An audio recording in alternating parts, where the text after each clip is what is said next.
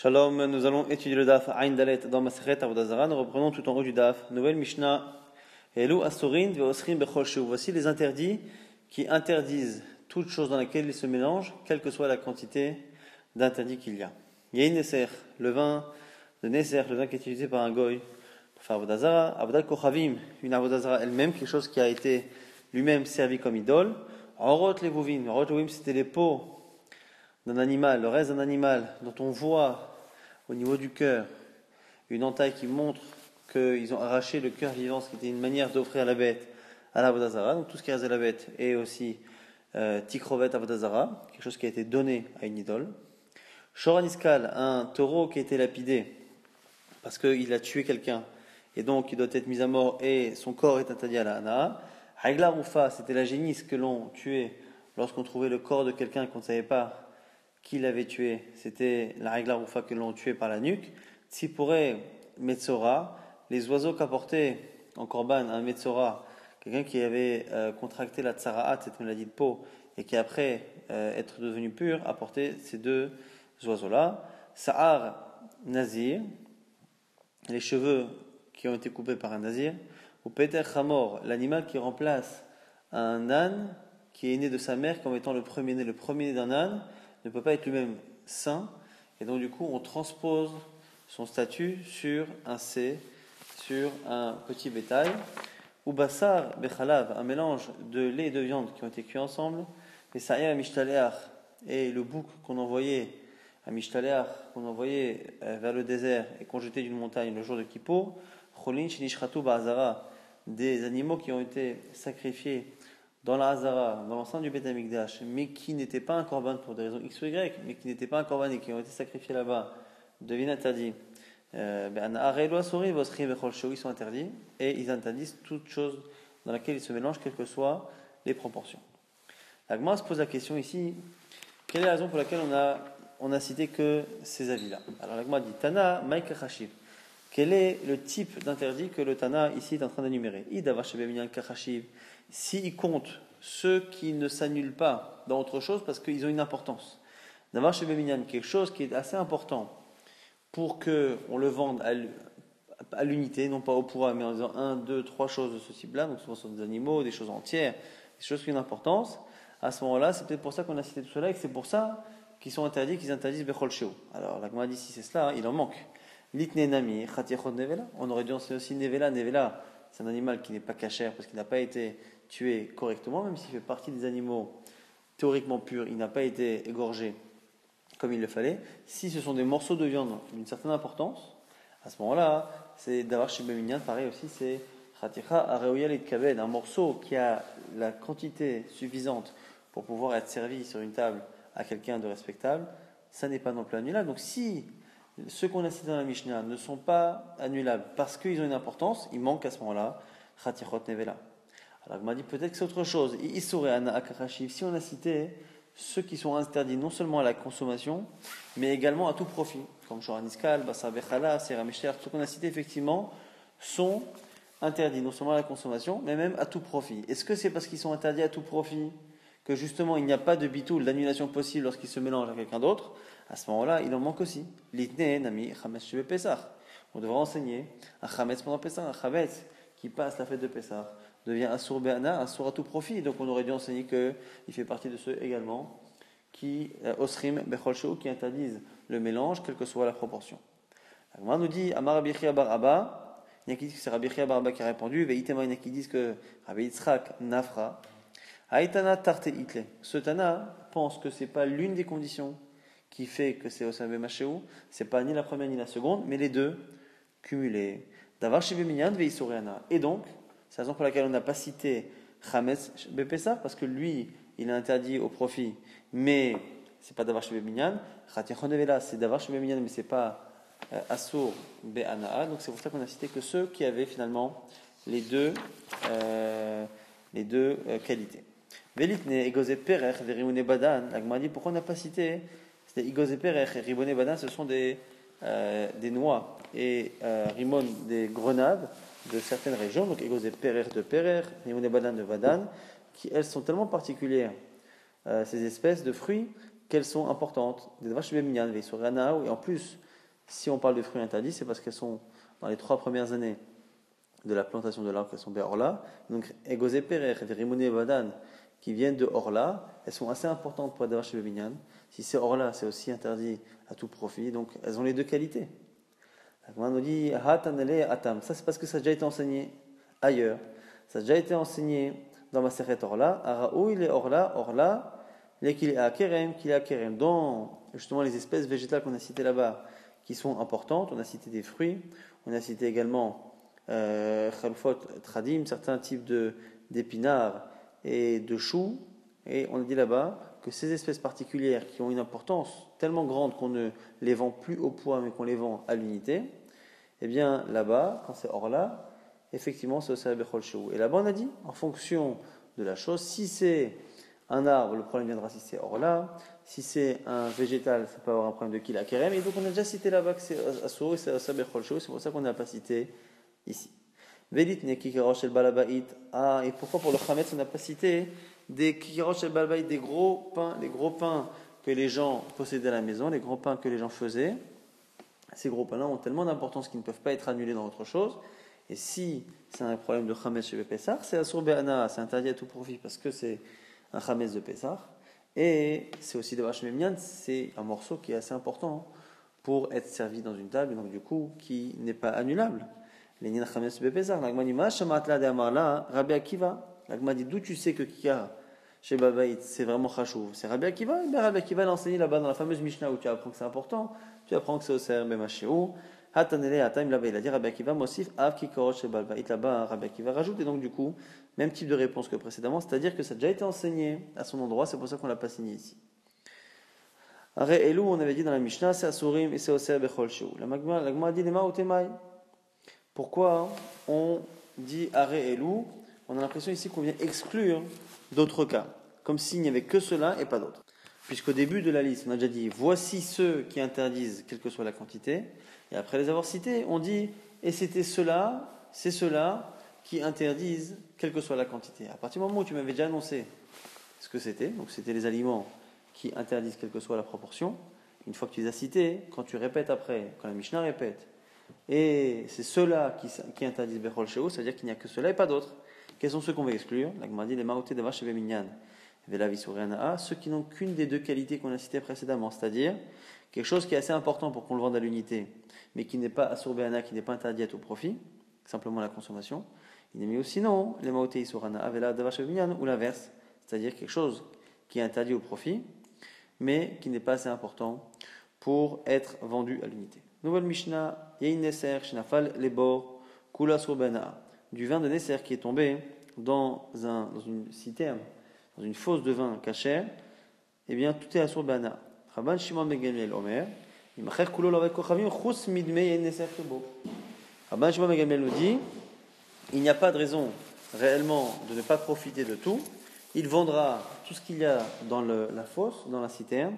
Simplement, il ne pourra pas vendre la partie qui a été rajoutée. C'est-à-dire, si dans la citerne, dans un exemple, il y avait à peu près 200 litres, et que 2 litres de Yineser se sont versés, il pourra tout vendre à un goy, mais il ne pourra pas vendre au prix de 202 litres. Il vendra 200 litres, et il perdra l'argent du Yineser pour pas qu'il en profite lors de la vente. Amarav, Rav nous dit, que la halakha est comme Rashbag, c'est-à-dire qu'on peut tout vendre, sauf le Yineser. Mais ce qu'a dit justement Rabban Shimon ben Gamliel, ça ne marche que chavit bechaviot, que si ce sont des tonneaux qui se sont mélangés dans des tonneaux, non pas un liquide dans un liquide de manière homogène, mais si on a 200 tonneaux et qu'il y a un tonneau de Yineser qui s'est mélangé au milieu, on ne sait pas lequel, on vendra le tout pour une valeur de 200 tonneaux et non pas 201 tonneaux. Aval, lo yain beyain, mais si c'est du vin qui se mélange, on ne pourra pas faire cela. Et Shmuel n'est pas d'accord. Amar, afilou yain beyain, même du vin avec du vin, même si c'est mélangé de manière homogène, on pourra tout vendre à condition de ne pas profiter de la partie interdite. Comme ça dit Rabbi Yochanan, que même du vin et du vin. Shmuel Banatan Amar Rabbi Chanina, et comme ça on a cité au nom de Rabbi Chanina, que Afilu Yin Beyayin. Amar Nachman Amar Rabba Baravoa, comme ça on a cité au nom de Rabba Baravoa, Afilu Yayin Beyayin, même du vin avec du vin. Et Rav Nachman conclut, Amar Nachman, Al-Khalem Maaseh, il y a une Neser. Al-Khalem Maaseh comment? fait une pshara, c'est-à-dire que si c'est du vin de Nesser qui a été vraiment utilisé pour l'Avodah Zara par un goy de manière certaine, Yayin beyayin asur, chavit bechavit mutar. Là, on fera comme Rav, c'est-à-dire qu'on autorisera à vendre le tout sans profiter du vin interdit que si le mélange n'est pas homogène, c'est-à-dire un tonneau parmi d'autres tonneaux, mais pas du vin, mélangé à du vin. Par contre, si c'est stam yayin, si c'est du vin fait par un goy, et que c'est interdit midarabanan de peur qu'il ait fait Nesser avec, à ce moment-là, filoyim beyayin mutar, c'est comme Rabbi Yochanan, comme Shmuel, c'est-à-dire que c'est autorisé même si le vin s'est mélangé avec du vin. Nouvelle Mishnah, on est à Nindalet Amud Bet, Gat Shel Even, chez Sfata Ovel Kochavim. Ici, on parle du pressoir. Donc, le pressoir, ici, le Gat, c'est l'endroit, la grande cuve dans laquelle on presse les raisins. Et cette cuve-là avait souvent tendance à être tapissée dans le fond, une sorte de goudron qui permet justement d'imperméabiliser la cuve. Maintenant, ce zéphet-là a tendance à absorber, surtout au début. En fait, quand on met cette matière-là, ça a tendance à avoir un goût amer, donc on ne peut pas tout de suite utiliser la cuve. Donc ce qu'on faisait, c'est que le goy ou les juifs, en général, mettaient du vin dedans, mettaient du jus de raisin dedans, de telle sorte à ce que l'amertume parte de la matière de ce zéphet-là, et qu'à la limite, il absorbe du jus de raisin, de telle sorte à ce que ce qui ressort plus tard, lorsqu'on va presser réellement du raisin dedans, ce soit finalement du goût de raisin qui sorte du zéphet et non pas un goût de zéphet lui-même. Alors on nous dit quoi? On dit finalement menagva veita deora. Il suffit de faire sécher la cuve dans laquelle il y a du zéphet. Donc c'est une cuve qui est faite en pierre dans laquelle il y a du zéphet. Et on verra qu'on fait attention à la fois au zéphet et à la fois à la matière de la cuve elle-même. Si c'est de la pierre, il suffit de le faire sécher. Et si c'est du bois, on a une marloquette. Rabbi Omer, Yenagev, là aussi, on sèche, selon Rabbi. Chachamim disent, Yiklof et azefet. Il faudra enlever, il faudra gratter une couche de zéphet, que la couche extérieure est problématique. Et chez le Cheres, si par contre, la cuve elle-même était en argile, quoi qu'il arrive, on estime que le Cheres, l'argile, a absorbé du vin, et donc même si on enlève le zéphet, ça ne fonctionne pas, ce sera assourd. Amar Rava nous dit Dafka zvata abal darachpa lo. Ici, quand on nous dit dans la Mishnah qu'il faut sécher, c'est Dafka si justement on a le goy a mis du Nesser dedans au moment où il venait de mettre le zéphet, mais si simplement il a pressé des raisins dedans, non, c'est différent. La Gemara, elle dit c'est évident, Pshita, il y a déjà un diouk, puisque dans la Mishnah on n'a parlé que de Sfata. Sfatat nan. La Gemara dit non, c'est pas évident. Maoud et Tema, qu'est-ce que tu aurais pu penser? Ou Adina filou darachba, que quand on a dit Sfata, c'est même si finalement il a été doré, c'est-à-dire qu'il a écrasé les raisins dedans. Va aider katane, est-ce qu'on a dit Sfata? Ochademita katane, c'est parce que c'est l'habitude de faire ainsi. Kamash malan, que non, c'est un vrai diouk et non pas simplement une habitude. Donc ici, on part du principe que quand il a fait simplement que de presser des raisins dedans, comme le raisin ne reste pas longtemps là-bas, c'est moins problématique que quand il a été mésafet.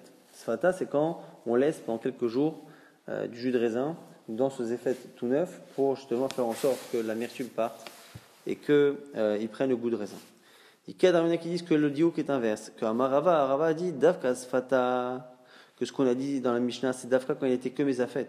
Mais quand il a pressé les raisins, c'est pire. C'est pas mieux, c'est pire. L'osagala benigouf, ça ne suffit même pas de sécher, ça pose un problème. On parle ici du premier cas, c'est-à-dire de la cuve en pierre. Pourquoi? La Gemara dit Pshita. C'est évident là aussi, Sfatat nan. Là-dessus on aurait dit, mais c'est évident, parce que c'est marqué dans la Mishnah, qui était mésafet, il a marqué qu'il était d'horaire. La Gemara dit Maoud et Tema, qu'est-ce que tu aurais pu penser? Ou Adin dafilou darachba, que c'est pareil l'un et l'autre. Katane Sfata ochademita katane. Quand on a dit Sfata, simplement c'est l'habitude. Kamash malan, que davka sfata, avandarachba, lo sagila benigouf. Kamash malan, que c'est pire. Alors pourquoi ce serait pire? On a vu un instant qu'à la limite ça devrait être l'inverse. C'est parce que quand on écrase le raisin, il y a plus de raisons de penser qu'en écrasant le raisin sur justement la paroi, ça rentre un peu plus dans le zéphet en lui-même, donc dans ce goudron qu'on a mis à l'intérieur pour tapisser la chose. Donc finalement, ce qu'on apprend ici, c'est que on a Rava qui a fait un diouk pour dire que la Mishnah ne parle que du cas où il était mésafet, c'est-à-dire qu'il a laissé du vin ou du jus de raisin pendant quelques jours dans ce zéfet-là, dans cette cuve tapissée de zéfet, il n'y a que dans ce cas-là que la Mishnah a parlé, mais pas dans le cas où il a écrasé. Et dans le cas où il a écrasé, deux versions. Première version, c'est moins problématique. Il n'y a même pas besoin de faire un égout, il n'y a rien du tout à faire. Soit c'est pire. Alors pourquoi ça peut être moins grave? C'est si on part du principe que c'est une question de temps. Combien de temps le raisin est resté dedans? Quand on est mis à fête, ça reste plus longtemps que quand on est d'horaire. Et d'un côté, quand on est d'horaire, on n'a plus avec ses pieds. Et donc du coup, il y a plus de chances que ça rentre dans les fentes. Donc c'est pour ça qu'on a deux versions qui s'opposent complètement sur le cas de d'horaire, celui qui a écrasé le raisin dans ce zéfet, pour savoir si après le zéfet est à source, si c'est un juif qui utilise la cuve du pressoir. C'est un peu comme l'histoire d'un homme qui est venu voir Rabbi Chia. Et Amale Avli Gavra de Dakeli Metzartai. Amène-moi quelqu'un pour me cachériser ma cuve. Donc l'endroit où on met les raisins pour les presser. Amale lui a dit à Rav, à son élève, Zilbad et va avec lui. Mechazi de l'omisafrat alay bemidrasha. Et fais en sorte que ça ne me retombe pas dessus au Beth Midrash. Qu'on ne vienne pas après me critiquer que j'ai envoyé quelqu'un qui m'a fait le boulot. Azal Chazi Dava Shi'atfe, lorsqu'il est arrivé, Rav, il a vu que le zéfet qu'il y avait qui tapissait justement cette cuve était tellement lisse que finalement il n'y avait pas tellement besoin de faire grand chose. Amar il a dit Ha vadai benigouv sagini. A priori c'est sûr qu'il suffit de faire sécher et il n'y a pas besoin de gratter et d'enlever ce fameux zéfet. Pendant qu'il était en train de faire son travail, Chaza pila mitute. Il a vu qu'il y avait une fente. Chazad avait melach hamra. Et il a vu que dans cette fente, il y avait pas mal de raisins, en tout cas pas mal de vin. Il s'est dit, Amar, halo sagila beniguf, ça ne suffira pas de sécher. Et la bekilouf, il faudra enlever une couche de zéfet. Et nous damali chavivi, c'est ce que m'a dit mon oncle, c'était Rabbi Chia, son rave, qui l'a envoyé faire cette mission. Chazid lo metzavchat alay bemidrasha. Il avait bien fait de me dire de faire attention à ne pas lui faire honte au Beth Midrash. C'est typiquement le genre d'erreur que j'aurais pu faire et qui aurait pu lui faire honte. Ici on parle donc l'agad, c'est toujours sur le même endroit, la même cuve.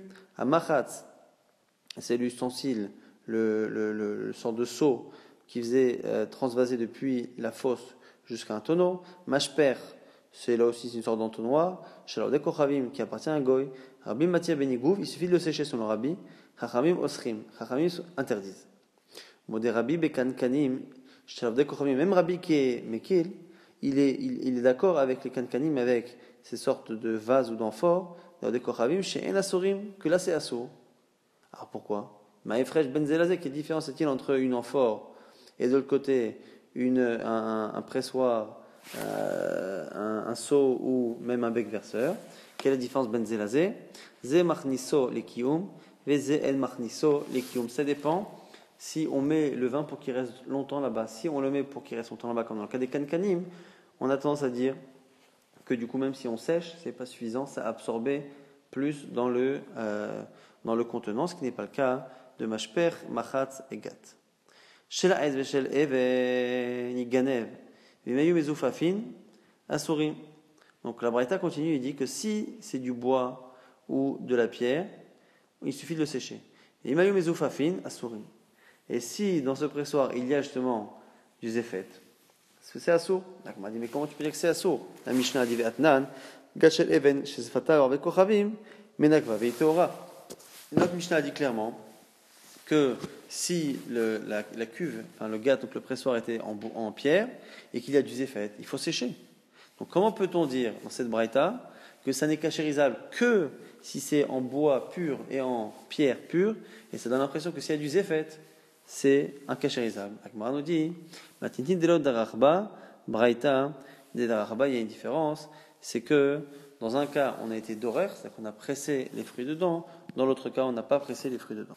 Comme on a dit tout à l'heure, selon la seconde version de Rava, c'est-à-dire que quand on presse le fruit directement sur le zéfet, ça a tendance à plus absorber. Et notre Mishnah parle d'un cas où on n'a pas réellement fait presser les fruits dessus. À Marmar, la Braïta disait Agad al-Machaz al-Mashper, Shalodei Kochavim, Rami Batir, Benigouv, Chachamim Osrim, que le seau, le gat, donc le pressoir, et l'entonnoir, le bec verseur, là, finalement sont autorisés selon Rabbi quand on les sèche, selon Chachamim c'est interdit. On dit Ve'anatnan shel cheres, afalpi shekalaf, et azefet, arezo asura. Donc pourtant on a vu dans notre Mishnah que si c'est du cheres, si c'est de l'argile, quoi qu'il arrive, même si on enlève, si on écolève, ce sera assour. Alors la Gemara considère ici que les ustensiles de la royauté, la gat, machat et mashper sont faits en argile. Donc normalement c'est assour. Comment Rabbi peut autoriser? La Gemara nous dit Amarava sefa de matnitin atan le Rabbanan. La fin de notre Mishnah ne va que selon Rabbanan et pas selon Rabbi. Maintenant la Gemara rapporte une halakha de Rava. Darash Rava na'ava achtechu. Pour autoriser, pour cachériser un pressoir, il faut finalement lui verser de l'eau bouillante. Et là, Gemara nous explique comment faire. Rava fait lorsque Rava envoyait des contenants vides, les harpania, dans un endroit qui s'appelait harpania, donc c'était des sortes de vases ou d'amphores. Sachif les à Poumaïou. Il avait peur que les goïms les utilisent pour mettre leur vin, donc il les mettait dans un sac, et dans le sac il le mettait à l'envers. C'est-à-dire qu'il mettait l'ouverture de l'amphore vers le bas, et après il refermait le sac par le haut. Et il fermait en haut. Alors le nous dit pourquoi? Parce qu'il pense que toute chose dans laquelle on a l'habitude de mettre du vin longtemps, c'est tellement problématique parce que si les goïms mettent du vin et qu'ils le mettent longtemps, à ce moment-là, le vin va vraiment pénétrer les parois. Et du coup, c'est tellement grave que même le fait de sécher après ne sera plus suffisant. Donc, c'est pour ça que Chachamim ont fait en sorte qu'on ne laisse pas dans les mains d'un goy, même pour peu d'instants, même si normalement c'est un problème sur le long terme. Même les fiches on ne lui laisse pas ce genre d'ustensiles qui sont utilisés en général sur le long terme.